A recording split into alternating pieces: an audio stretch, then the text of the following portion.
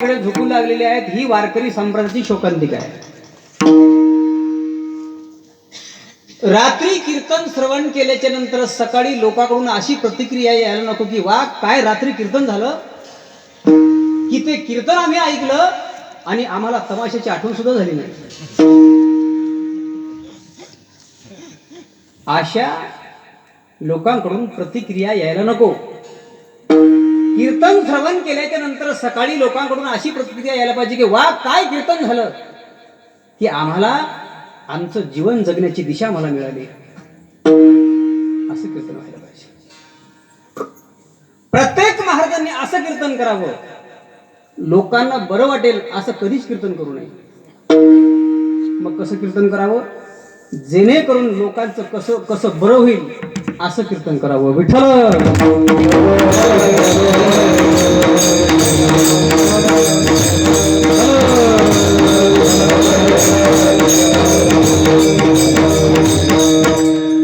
म्हणून कीर्तनातून विचारच नेला पाहिजे. मनुष्य शरीर एक विशेष शरीर आहे, विशेष शरीर, आणि याच शरीरानं जन्म आणि मृत्यूची एरझार संपवता येते. याच शरीराने माणसाला देव होता येते. देव हो म्हणती ते होती, परिचित्तिका न धरावे. देव होण्याचा अधिकार प्रत्येकाला आहे, पण देव होता होता होता होता होता होता जर हे शरीर राक्षस झालं तर काय उपयोग आहे. एका सुगरणबाईंनी काय केलं, दूध लाल होईपर्यंत तापवलं, मग त्या दुधावरती साय आली, त्या दुधामध्ये इरजण टाकलं, त्याचं दही तयार झालं. त्यात सुगरणबाईने दह्याचं मंथन केलं आणि दह्यातून जे प्राप्त झालं त्याला काय म्हणतात, शुद्ध घी, शुद्ध प्रतीचं तूप. त्यात सुगरणबाईने एका भरणीमध्ये भरून ठेवलं आणि तिला एके दिवशी काय वाटलं कुणास ठाऊक, तिनं ती भरणी उचलली आणि उकिरड्यामध्ये ओतून टाकली. तिला कोण शहाणं म्हणेल, कोण शहाणं म्हणेल. अनमोल असणारा नरदेह लोकांनी खऱ्या अर्थाने तो वापरलाच नाही वापरला. एक श्रेष्ठ वस्तू लक्षात ठेवा, एक श्रेष्ठ वस्तू एका कनिष्ठ वस्तूमध्ये यूज करणं ही काय बुद्धिमानी थोडी आहे, बुद्धिमानी नाही. लक्षात ठेवा, समजण्यासाठी एक तुम्हाला दृष्टांत सांगतो, भजन करा. विठ्ठल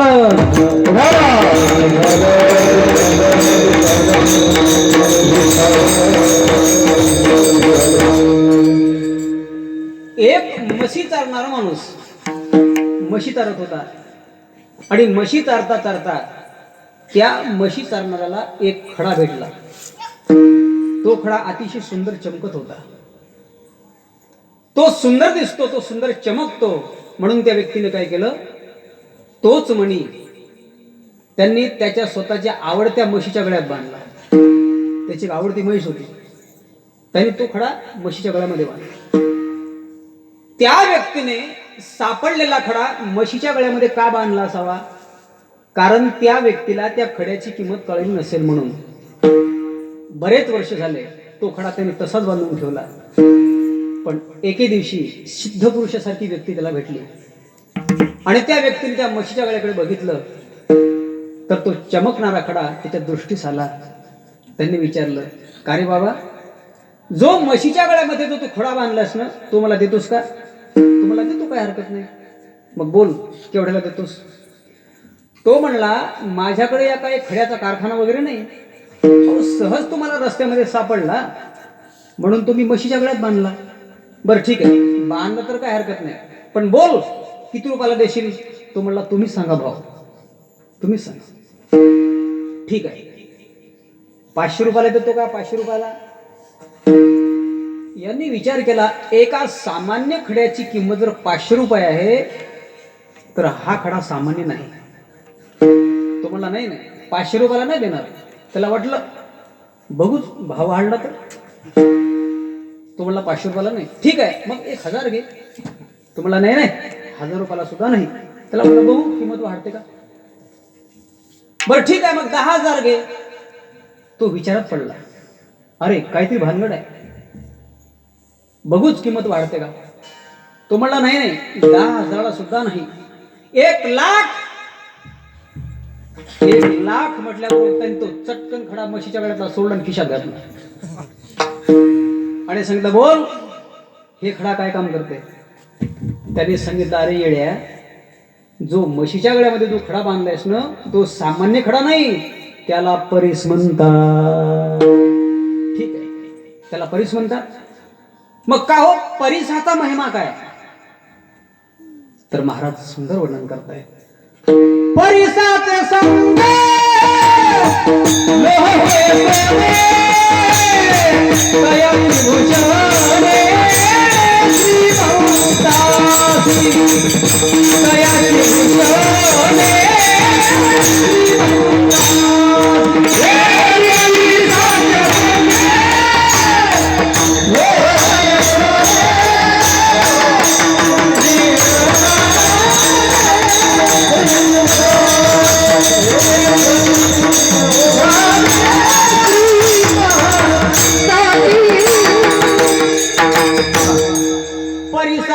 संगे लोह होय सोने, तयाची भूषणे श्रीमंतासी. परिसाचा महिमा काय असेल तर लोखंडाला जर लावलं तर त्याचं सोनं होते. मग त्याने आता म्हशीच्या गळ्यात बांधून ठेवला असेल, नाही नाही, त्यांनी चटकन सोडला आणि खिशात ठेवला. दृष्टांत संपला. सिद्धांत आहे का, तो दृष्टांत थोडा बाजूला ठेवा. तुम्ही आम्ही सर्वांनीच अनमोल असणारा हिरा, अनमोल असणारा परीस म्हशीच्याच गळ्यात बांधून ठेवला. तुमची आमची एक आवडती म्हैस आहे, कोणती. संसार म्हणजे म्हैस. संसार रूपी म्हशीच्या गळ्यामध्ये आतापर्यंत तुम्ही तो खडा बांधून ठेवला नाही कळाला. किती वर्ष झाले आपल्याला जन्माला येऊन, किती वर्ष झाले, आपण कधी विचार केला नाही. आलो कशा करता, करायचं काय, किती दिवस राहायचंय, तुमचा आमचा मुक्काम किती दिवस आहे, आणि ज्या ठिकाणी तुमचा आमचा मुक्काम आहे त्या ठिकाणी तुम्ही आम्हाला काय करायचंय याचा आपण कधीच नाही विचार केला. बरीच माणसं खऱ्या अर्थानं जीवन जगतच नाही, खऱ्या अर्थानं जीवन जगत. मग जीवन जगत नाही तर काय काय करतात, तर उगे दिवस घालवतात, उगे दिवस घालवतात. कारण खऱ्या अर्थानं जीवन जगणं वेगळं आणि दिवस घालवणं वेगळं. हे जे मिळालेलं नर शरीर आहे ते कधी सार्थकी लागेल, कधी लागेल सार्थकी आहे प्रमाण. तुका वन जन्मा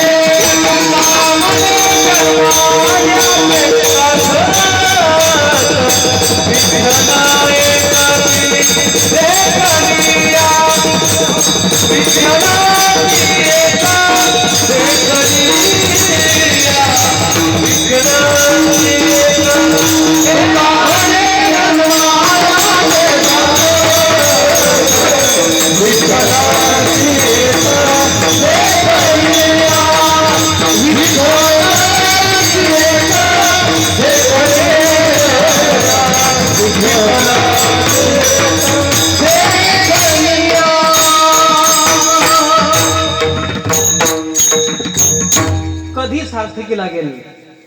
तुकोबराय सुंदर वर्णन करतात. तुका म्हणे जन्म आल्याचे सार्थक, विठ्ठलची एक देखलिया. शरीराची शोभा कशामुळे, चांगल्या कपड्यामुळे, गोऱ्या गुमट्या चेहऱ्यामुळे नाही. शरीर कशाने शोभतं? शरीर ज्ञानाने शोभतं. जीवनामध्ये ज्यांच्या 6 गोष्टी उपलब्ध असतील त्यांनाच माणूस म्हणून घेण्याचा अधिकार आहे. शास्त्रकार सांगतायत येषां न विद्या तपो न दानं न ज्ञानं न शीलं न गुणो न धर्मा ते मृत्युलोके भूमिभारभूता मनुष्य रूपेण मृगांशरन्ति. यश, विद्या, तप, दान, शील, गुण आणि धर्म या 6 गोष्टीपैकी एका गोष्टीचा जरी जीवनामध्ये अभाव असेल तर त्या व्यक्तीचा निस्ता पृथ्वीला भार आहे. विठ्ठल.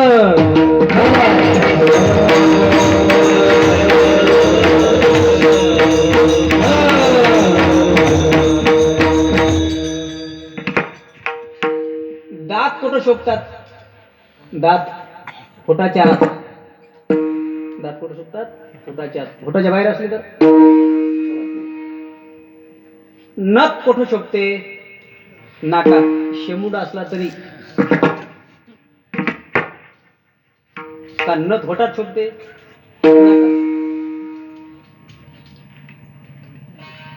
चप्पल कितीही चांगली असली तर कुठं शोभते? पायची वाहन पायीवरी, पायची वाहन पायीवरी, पायची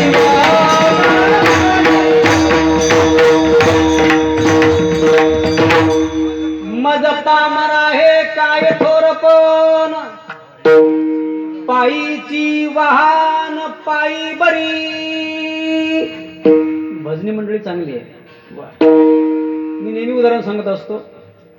बाईला नवरा दारुड्या भेटू नये आणि महाराजाला भजन्या भारुड्या भेटू नये. वारकरी संप्रदायात रुजू असलेली भजनी मंडळी गुणवान आहेत बिचारे. त्याला फोरजी लागते. फोरजी. पायीची वाहन पायी बरी. एक बघा एक कबीरदासांचा एक दोहा आहे. पक्षी पंख विना, पक्षी पंख विना, हस्ती दंत विना,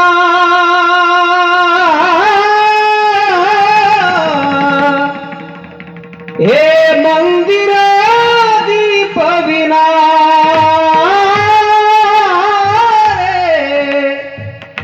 मंदिर दीप विना. हत्ती हा दाताशिवाय शोभत नाही, पक्षी हा पंखाशिवाय शोभत नाही, आई वात्सल्याशिवाय शोभत नाही, मंदिर देवाशिवाय शोभत नाही, विहीर पाण्याशिवाय शोभत नाही आणि मिळालेलं शरीर हे भगवंताच्या भजनाशिवाय शोभत नाही. विठ्ठल.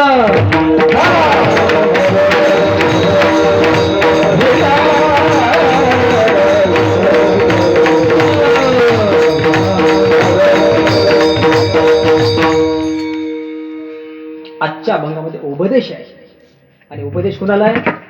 फक्त माणसांनाच. पशूंना का नाही? कारण माणसापेक्षा पशुची वागणूक थोडी बरी आहे म्हणून. बघा चिमण्या, साळुंक्या सूर्योदय झाला का लगेच उठतात. चू चू चू चू चू चू चू चू करतात. उठतात आणि आपापल्या कामाला लागतात. साळुंक्या, मंजुळा, चिमण्या सकाळी उठतात, चू चू करतात, आपल्या कामाला लागतात. पण आपल्या चिमण्या उठवायला लागतात आणि तशा जर नाही उठल्या उठवायला लागतात. माणसं चोऱ्या करतात आणि कुत्रे धरून देतात. काय नवलंय? मग माणसं बरे का कुत्रे? तुम्ही म्हणाले बरं. नाही तरीही पशु होणे, नाही तरीही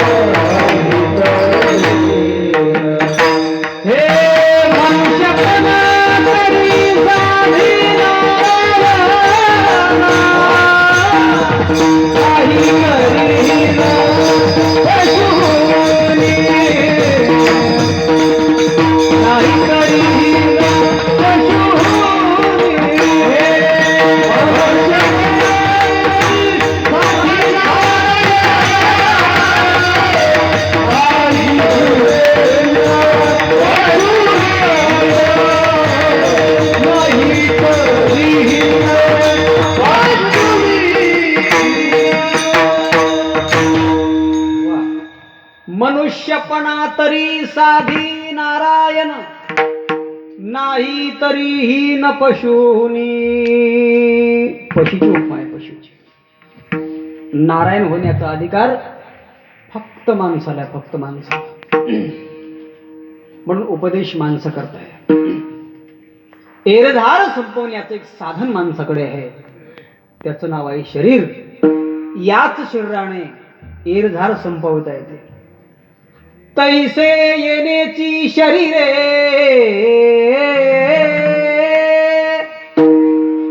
शरीरा येणे सरे,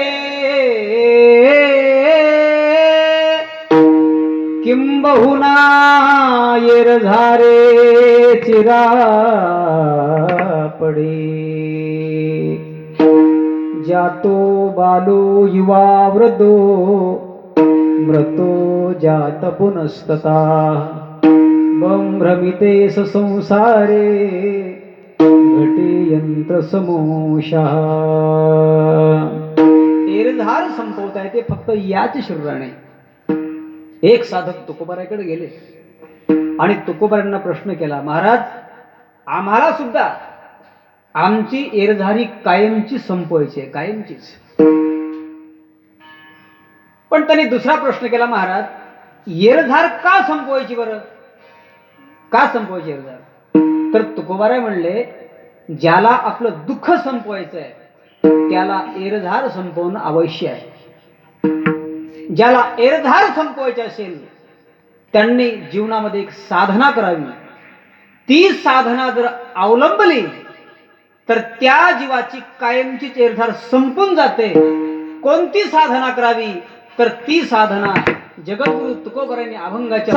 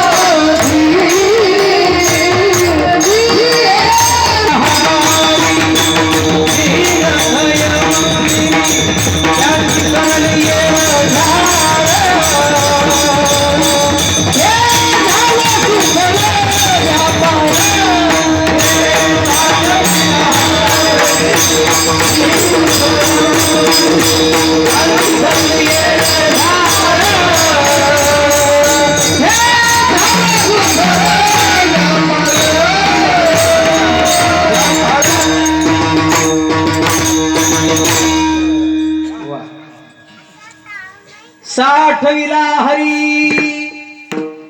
तुम्हाला जर तुमची एरझार संपवायची असेल तर तुम्ही जीवनामध्ये साधना करा. कोणती साधना? तुम्ही त्या हरीला तुमच्या हृदयात साठवा. जगद्गुरु तुकोबर आहे, त्या साधकाला सांगतात तुम्ही तुमच्या हृदयात हरी साठवा. तर मग तो हरी आपल्या हृदयात नाही का? ज्या हरीला आपल्या हृदयात साठवायचं आहे, हृदयात साठवणं उचित केव्हा? हृदयात हरी नसेल तेव्हा. उचित आणि अनुचित दोन शब्द आहेत.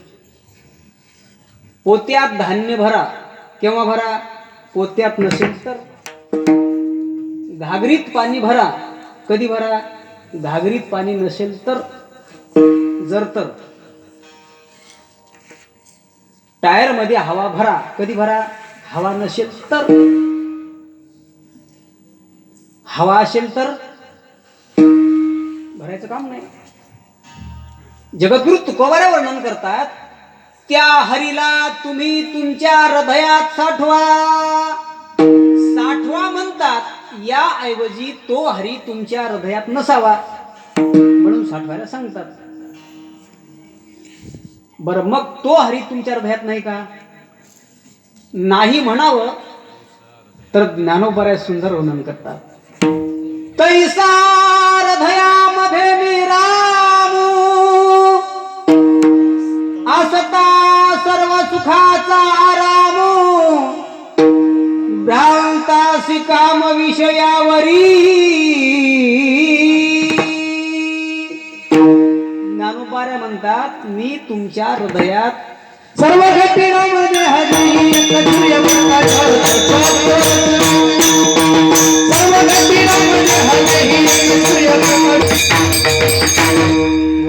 डबल प्रमाण द्यायचं. डबल कंडक्टरने डबल बेल दिल्याशिवाय ड्रायव्हरनं गाडी चालवायची नाही, आणि भजन्यांनी डबल प्रमाण दिल्याशिवाय महाराजांनी बोलायचं नाही.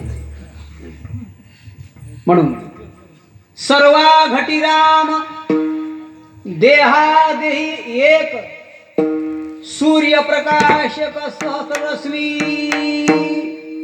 तो हृदयात आहे. तर सर्वा घटी आहे, घटाघटात आहे. तो सर्वांच्या हृदयात आहेच. आत आहेत पण बाहेर सुद्धा आहे.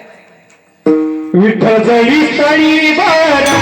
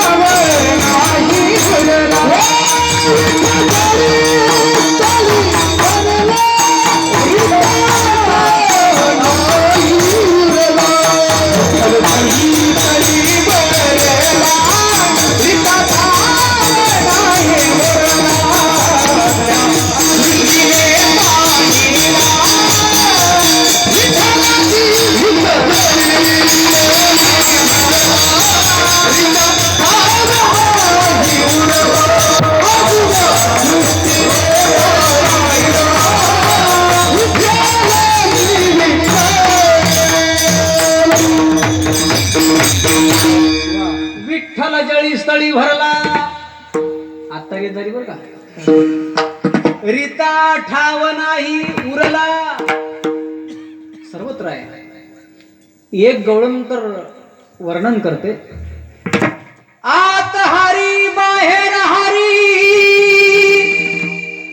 हरीने घर कोंडिले, हरीने कामा घातला चिरा. तो आतही आहे आणि तो बाहेरही आहे. मग आत तर हरी आहेत, तर मग साठवायला का सांगतात, हा पहिला प्रश्न आहे. आता दुसरा प्रश्न असा, ज्या हृदयात हरीला साठवायचं आहे ते हृदय आहे छोट, आणि ज्या हरीला साठवायचा आहे तो हरी आहे मोठा. छोटी वस्तू मोठ्या वस्तूमध्ये सहजरित्या साठवली जाते, पण मोठी वस्तू छोट्या वस्तूमध्ये साठवल्या जात नाही. हे तर सत्य आहे. उदाहरणार्थ मृदंग आहे. मृदंगाला एक बॅग असेल, मृदंगापेक्षा बॅग ही संदीप महाराज मोठी आहे का लहान? मोठी आहे. मृदंगापेक्षा बॅग ही मोठी असावी, त्यावेळेला तो छोटा असणारा मृदंग त्या बॅग मध्ये सहजरित्या साठवला जातो. तद्वत हरी हा मोठा आहे. एवढा मोठा हरी एवढ्याच्या छोट्याशा हृदयात साठवल्या जाईल तरी कसा, हा दुसरा प्रश्न आहे. तिसरा प्रश्न, तो हरी नेमका कुणी कुणी साठवला? तर एका प्रश्नाचं आपण उत्तर स्पष्टीकरण करूया. हृदय छोटं आहे, पण छोट्याशा हृदयामध्ये तो एवढा मोठा हरी साठवल्या जाईल तरी कसा? तर एक लक्षात घ्या, कधी कधी मोठी वस्तू सुद्धा छोट्या वस्तूमध्ये साठवल्या जाते. कशी साठवल्या जाते? उदाहरणार्थ तुमच्याकडे मोबाईल असते. मोबाईल तुमचा 6 इंच असेल, 12 इंच असेल, 16 इंच असेल. त्या 16 इंची मोबाईल मध्ये अख्खं जग साठवलं गेलं का नाही? जग साठवलं गेलं. छोट्या वस्तूमध्ये सुद्धा मोठी वस्तू साठवता येते. आणखी दृष्टांत सांगतो. एक मुलगा असा रस्त्याने निघाला, त्याच्या खिशामध्ये एक पॉकेट होतं. ते पॉकेट मी हातामध्ये घेतलं. त्या पॉकेटमध्ये एक फोटो होता. तो कुणाचा होता? बरं झालं तो पितृभक्त होता म्हणून त्याच्या बाबाचाच होता. बरं झालं एखाद्या नटीचा नव्हता. नसता बऱ्याच मुलांच्या पॉकेटमध्ये हिरोचे किंवा हिरोईनचे फोटो असतात. घरात सुद्धा त्या कधीच तुम्हाला फोन करत नाहीत, तुमची तब्येत कशी आहे, तुमचं काय चाललं, तुम्हाला बिया भरणाला पैसे पाहिजेत का म्हणून, कधीच नाही. पण आपल्याला त्या आवडतात. आता का आवडतात हे कीर्तनात सांगण्यासारखं नाही. विठ्ठल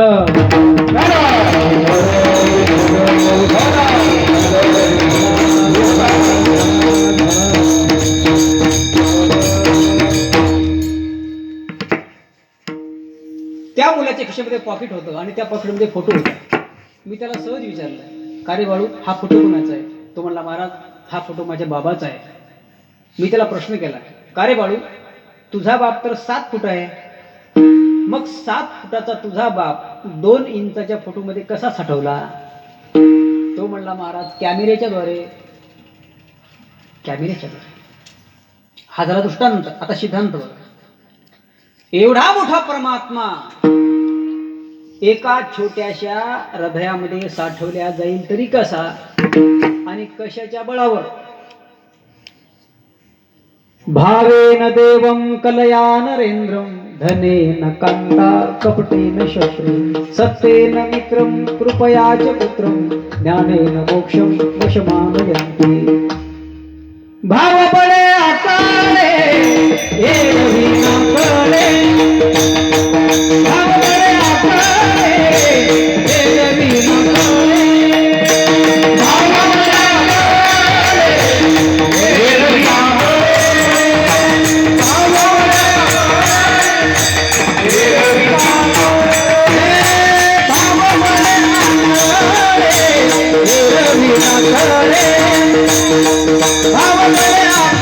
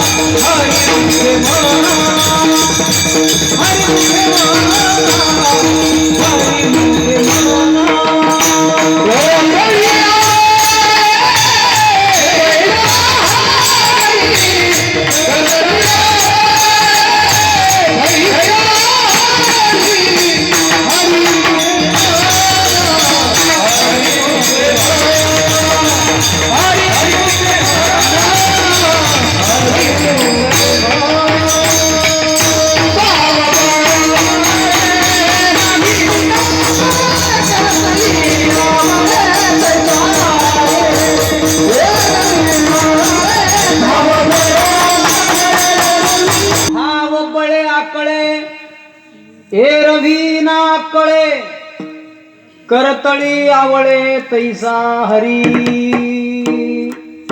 भावाच्या बळावर देव आकळल्या जातो. कोणत्या भावाच्या? मावस भावाच्या का चुलत भावाच्या? तर प्रेम भावाच्या. देव भुलला भावासी, देव भुलला भावा.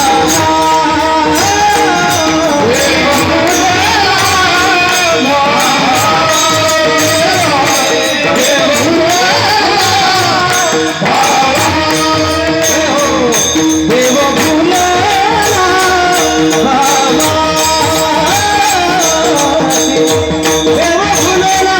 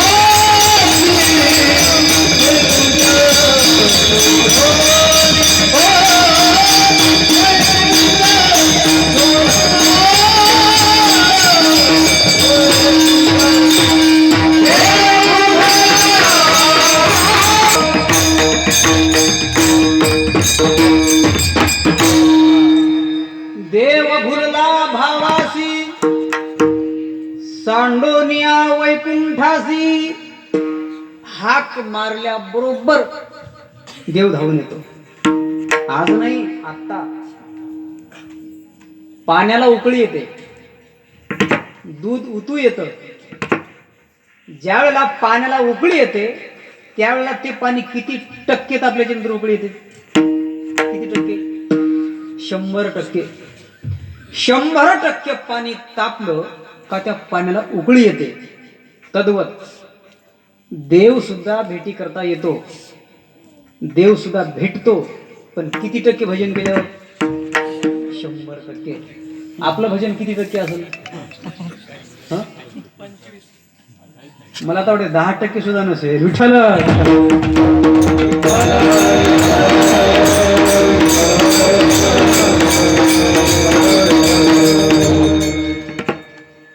देव भेटतो गीत गायल्याच्या नंतर. ते गीत कोणतं? जे आपण आता गीत गातो ना, ते गीत. भावे भावे गीत गावे गीत. भावानं गीत गा. कोणतं गीत? गीताचे अनेक प्रकार आहेत, अनेक प्रकार आहेत. कोणतं गीत गायचं? जे गाताय का नाही ते गीत. रामकृष्ण गीती गात हो, टाळची पुळ्या वाजवीत. प्रमाण असं वाटतं 5-50 अभंगच म्हणावं कसं वाजवणारे असलं. कारण माझा विषय गायनाचा बाबा.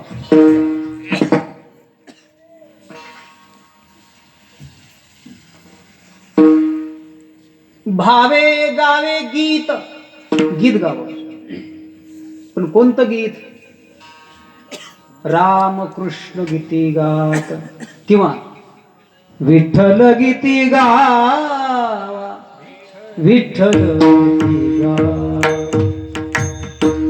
विठ्ठल उभा पाहावा विठेवर. हो, आता कसं आहे बघा, आपण जर तुरीच्या वळी दाट केल्या तर सोयाबीन जाईल. पण जाऊ द्या, काय हरकत नाही. सोयाबीनला भाव कमी आहे आणि तुरीला जास्त आहे. तूर आज जवळपास 6,000 रुपये क्विंटल आणि सोयाबीन 3200. असू द्या, तुरीच्या वेळी जरा दाट राहू द्या. गीत गावं, गीत. कोणतं गीत गावं? रामकृष्ण गीते गात. पण गीत गात असताना कसं गायचं? शुद्ध करोनिया चित्त.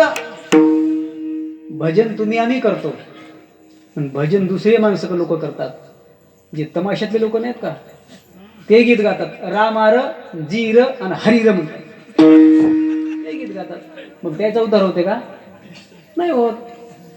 गीत गावं, पण शुद्ध करोनिया चित्त. ठीक आहे महाराज, चित्त शुद्ध करण्याकरता कोणतं साबण वापरावं, कोणता सोडा वापरावा? चित्त शुद्ध करण्याकरता काम क्रोध केले घरी, काम क्रोध केले घरी,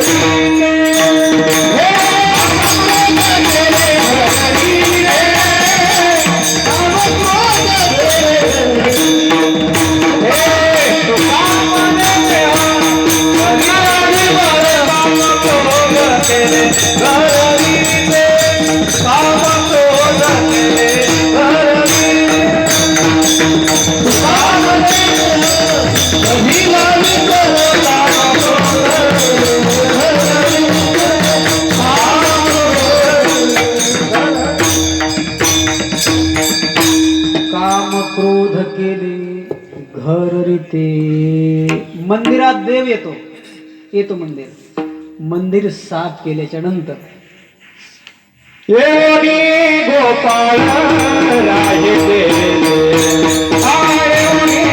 गोपाळ राहे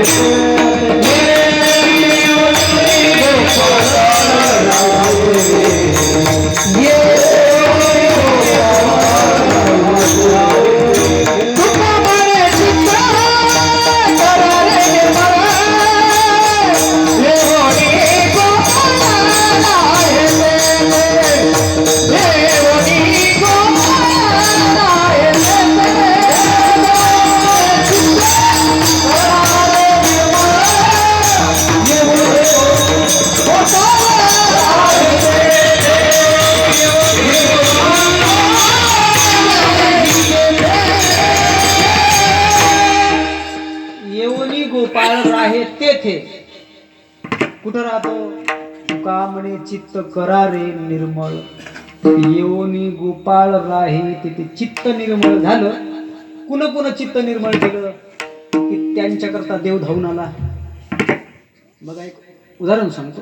भावाच्या बळावर देव भुलतो, तेवढा भाव पाहिजे, तशी हाक पाहिजे. आपणही हाक मारतो देवाला, देवा सुखाचं ठेव, सुखाचं ठेव, हाक मारतो. हाक सुद्धा 2-3 प्रकारची असते. तोंडानं मारलेली हाक ही फक्त कानापर्यंत पोहोचते. मनानं मारलेली हाक ही स्वार्थाची असते. आणि अंतकरणातून मारलेली हाक ईश्वरापर्यंत पोहोचते. अंतरीची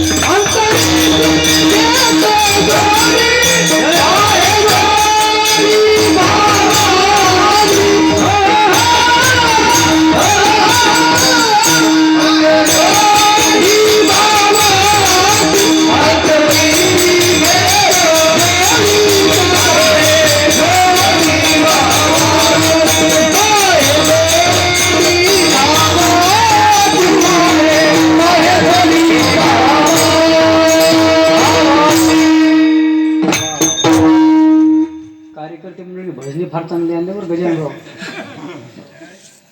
धन्यवाद तुम्हाला. अंतरीची घेतो गोडी पाहे जोडी भावाची. एकदा काय झालं, देवाने स्वतःच बोट कापून घेतलं. स्वतःच बोट कापून घेतलं. रक्ताची धार लागली बोटात. आणि देव परीक्षा बघण्याकरता कुठं गेले? स्वतःच्या बहिणीच्या घरी गेले, सुभद्रेकडे गेले. आवाज दिला, सुभद्रा दरवाजा उघड बरं. सुभद्रानं बघितलं दादाकडे. दादा या, नाश्ता करा. त्याला नाश्ता नव्हता, फराळ करा, फराळ. देव म्हणले, सुभद्रा फराळ करण्याकरता मला वेळ नाही माझ्याकडे. माझं बोट कापलं ग, बघ रक्ताची धार लागली. बोटाकडे बघितलं सुभद्रेनं, घरात पळत गेली आणि चिंध्या उडकू लागली. सुटकेसाईचं, कपाटीचं, इकडे चिंधी पाय, तिकडे चिंधी पाय, नाही सापडली चिंधी, नाही सापडली. फिरून फिरून बाहेर आली आणि देवाला म्हणले, दादा चिंधी नाही इकडे. म्हटले, नाही चिंधी. देवाचं मन फार दुखलं. अरे अरे अरे, चिंधी नाही सापडत, नाही सापडत चिंधी. सुभद्रा तुझा फराळही नको, पाणी नको, चाललो मी वापस. निघाले देव. आता देव कुठं जातात बघा. अंतरीची घेतो गोडी सांगतो. देव कुठं निघाले आता? द्रौपदीकडे. द्रौपदीचं मन कसं होतं माहित आहे? भगवंताविषयी आतुरता होती तिच्या अंतकरणामध्ये. द्रौपदी घरामध्ये घरकाम करीत होती, पण चिंतन मात्र देवाकडे होतं. देवाला म्हणायची, देवा कधी भेटणार आहेस रे, कधी भेटणार आहेस? देवा तुझ्या वाचून माझं जीवन निर्जीव झालं रे, निर्जीव. निर्जीव झाले, निर्जीव झाले रे देवा, देवा देवा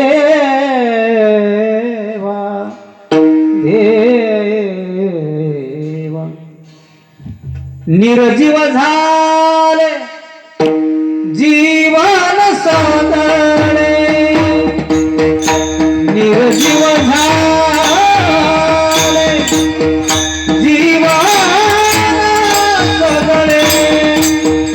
कधी भेटसी प्रभुराया, कधी भेटसी प्रभुराया, प्रभुराया. कधी भेटसी प्रभुराया, कधी भेटसी प्रभुराया.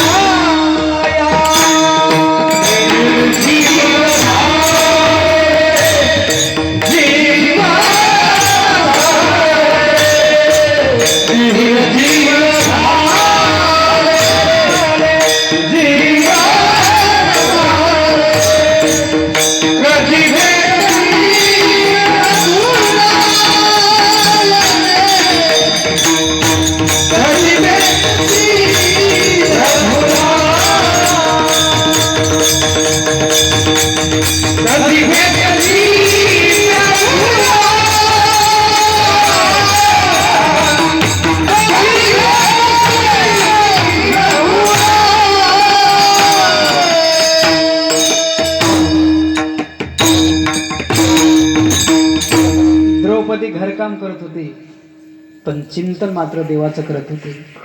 कधी भेटसी प्रभुराया, कधी भेटसी प्रभुराया. हे देवा तुझ्या वाचून माझं जीवन निर्जीव झालं. तेवढ्यामध्ये काय झालं, अन्नामध्ये कावळा आला. उड रे काऊ तुझे सोन्याने मढवी न पाहू, हे पाहुणे पंढरी राहू घरा येती. दही भाताची बुंडी लावीन त्याच्या तोंडी. हे देवा, आज माझ्या अंगणामध्ये कावळा आला होता बरं, आणि त्या कावळ्याने मला शुभ शकून सांगितलंय की आज तुझ्या घरी पंढरीनाथ पाहुणे येणार आहे. किती भाग्यवान आहे प्रभू. देवा, निश्चित आज भेटशील ना. घरकाम करत असताना